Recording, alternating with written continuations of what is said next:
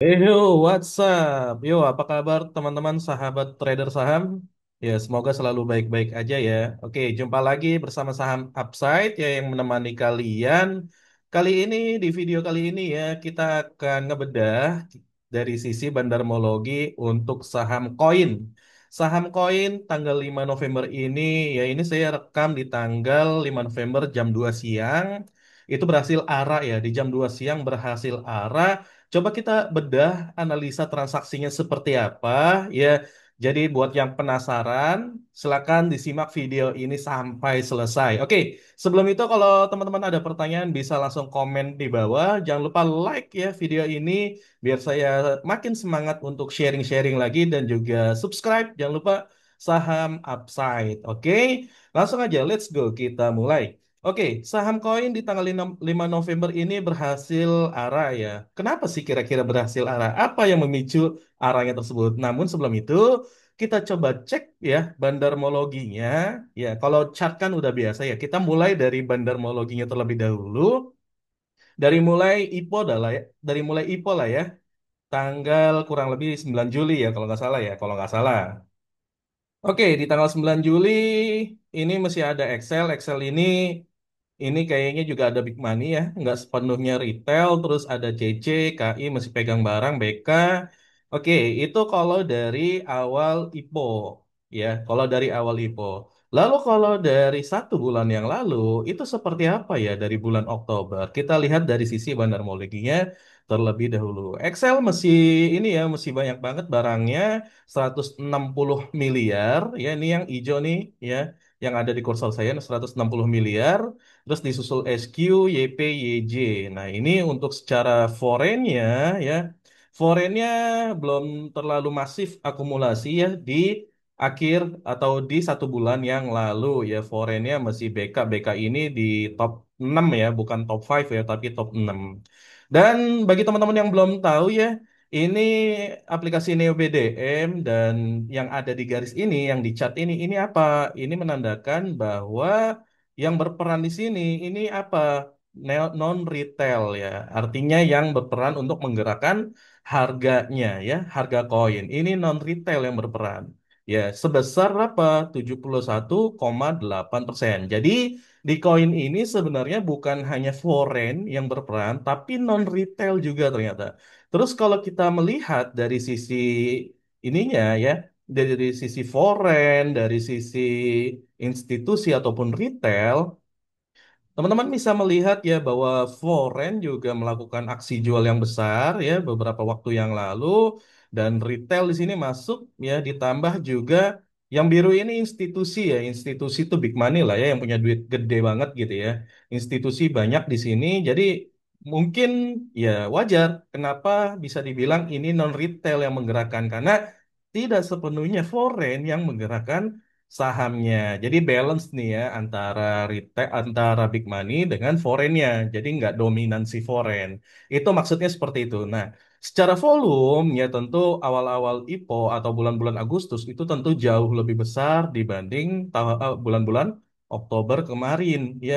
Karena teman-teman bisa lihat nih ya, volume ini menandakan volume nih garis ini dia semakin lama semakin menurun di bulan Oktober kemarin sampai akhir Oktober. Lalu di tanggal 5 November ya, kenapa kok jam 2 siang bisa tiba-tiba ARA gitu ya? Kok bisa sih tanggal 5 ARA ada apa sebenarnya? Oke, kalau saya amati ya dari sisi bandarmologinya, di sini di tanggal 29 Oktober ini terjadi pembelian ya. Mungkin banyak yang menganggap ini adalah area support gitu ya, area support sehingga menunjukkan bahwa oh ya, ini udah layak beli nih, gitu ya. Ini udah layak dibeli nih si koin nih. Makanya ada pembelian di tanggal 29 Oktober. Oke, coba kita lihat tanggal 29 Oktober siapa sih yang beli sebenarnya, gitu ya.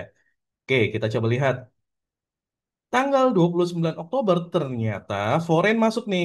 Ya, MG disusul MG, AK, MG, terus BK di posisi kelima ya.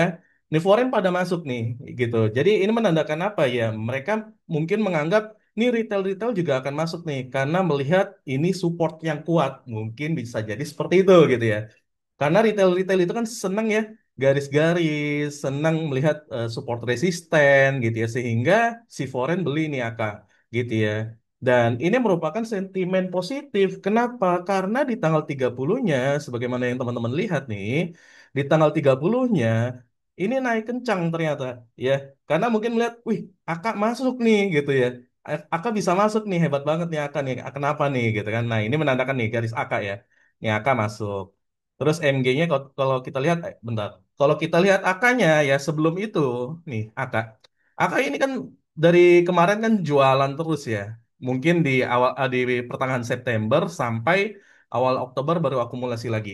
Terus setelah itu dia konsisten untuk jualan nih baru-baru ini lagi nih. Dia akumulasi lagi dari tanggal 29 Oktober gitu. Dia akan baru akumulasi lagi. Jadi bisa jadi ini indikasi gitu ya bahwa AK pengen barang lagi. Bisa jadi kita nggak tahu juga gitu ya. Bisa jadi indikasi AK pengen barang lagi. Tapi di tanggal 30 Oktobernya kita coba lihat ya apakah Aka akan jualan atau tidak gitu ya. Ternyata si Aka di tanggal 30 Oktobernya itu langsung jualan ya teman-teman ya.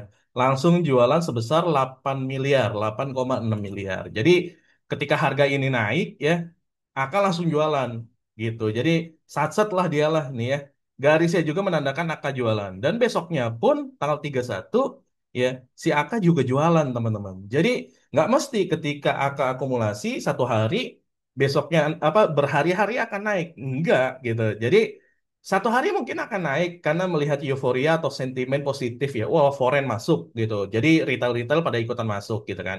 Dan ini terbukti ya di tanggal 30 Oktobernya gitu ya.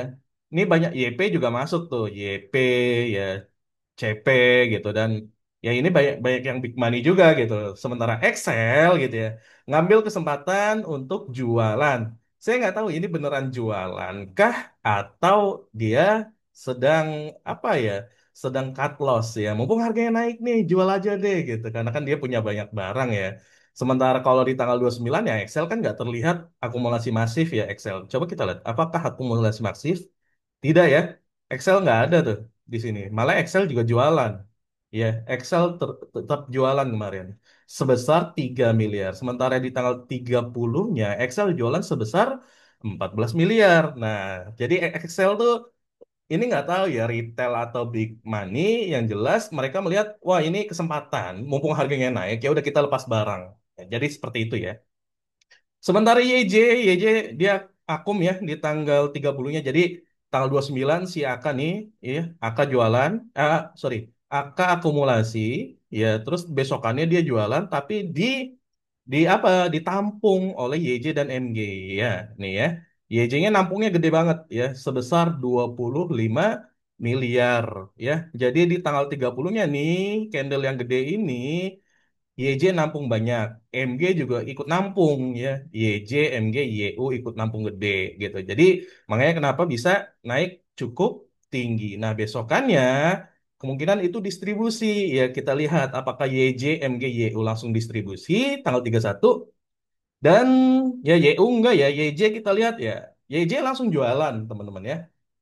Bisa lihat di sini juga ya garisnya YJ menandakan jualan. Jadi sebelumnya naik, dia turun. Terus turun lagi. Nah, ini menandakan YJ juga jualan gitu ya. Jadi terus apa yang menyebabkan tanggal 5 November ini itu naik gitu ya? Itu arah. Apa sih yang menyebabkan tanggal 5 November ini arah? Kita lihat tanggal 4-nya. Tanggal 4 ya, MG masih akumulasi nih.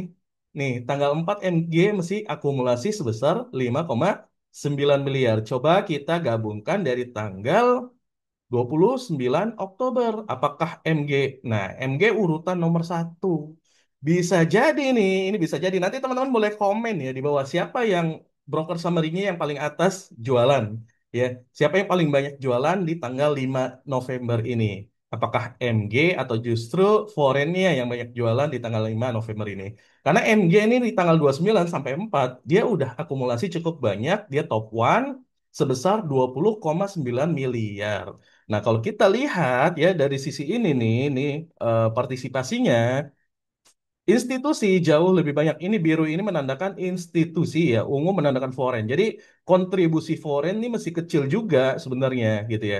Lebih banyak kontribusi sebagai institusi gitu, institusi yang lebih banyak dibandingkan foreign. Nah, ini cukup menarik kalau melihat data analisa transaksi dari sisi bandarmologi ya, dari sisi broker summary, karena foreign-nya juga adu kuat gitu ya dengan institusi.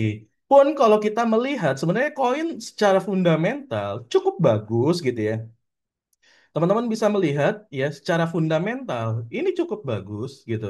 Karena di tanggal atau di tahun 2025 ini gitu ya, kuartal 2, kuartal 3, kuartal 3 berhasil menghasilkan 16 miliar. Ya, lebih baik dibandingkan tahun lalu gitu ya. Meskipun dibandingkan kuartalan itu jelek juga gitu, turun malah ya. Dan berharapnya kuartal 4 gitu ya, ya minimal sama lah ya dengan tahun 2024. Jadi nggak terlalu kecewa ya untuk net income-nya. Secara revenue juga turun ya, turun di kuartal 3 gitu.